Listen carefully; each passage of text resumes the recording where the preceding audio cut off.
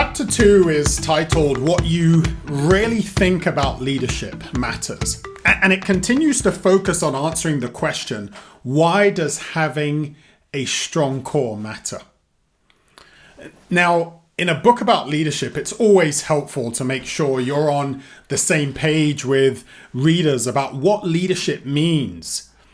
I also wanted to weigh in on the ongoing management versus leadership debate. After all, as I've said a few times, this is a journey about going deep and looking at our foundations and who we are on the inside.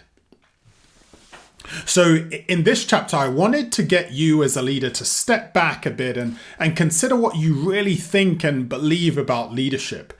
Now, I'm not saying that what you believe is wrong, but we all need opportunities to revisit the paradigms that we hold in our heads just to make sure they're really serving us and they're serving the people we lead.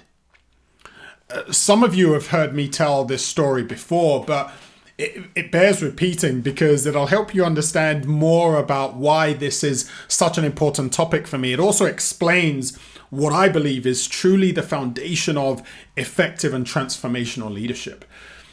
When I was 18, a mentor of mine gave me a copy of Stephen Covey's book, 7 Habits of Highly Effective People, and it blew my mind. I loved it. I made loads of annotations. I completed the exercises, and it set me on this trajectory of really understanding personal leadership.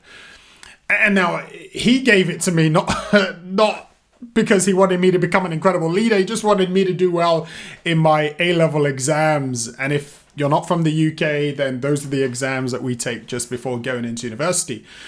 But I was your typical teenager with great ambitions, but not a lot of discipline. And so the book was incredibly inspirational for me.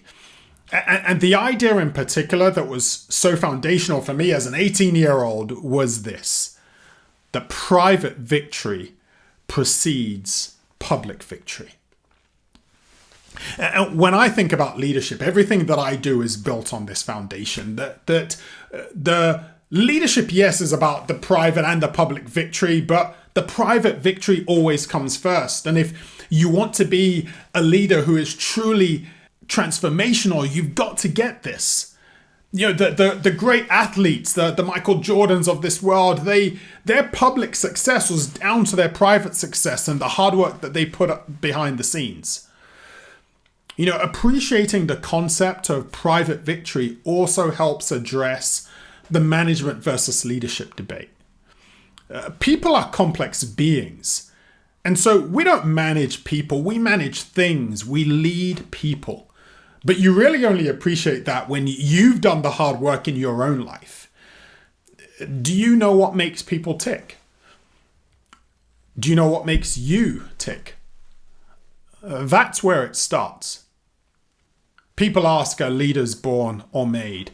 My answer is emphatically that leaders are made. Yes, we have innate characteristics, but leaders are made and shaped by their responses to life. How do I see leadership? Well, you can't give what you don't have. If you don't have a connection with what's going on in your own heart and mind, how can you really connect with the hearts and minds of your people? So here's a question to reflect on as you go through this chapter.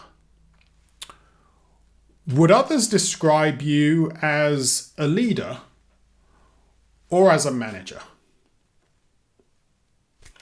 In the next episode, we move into part 2 of the book. What does having a strong core actually look like? See you then.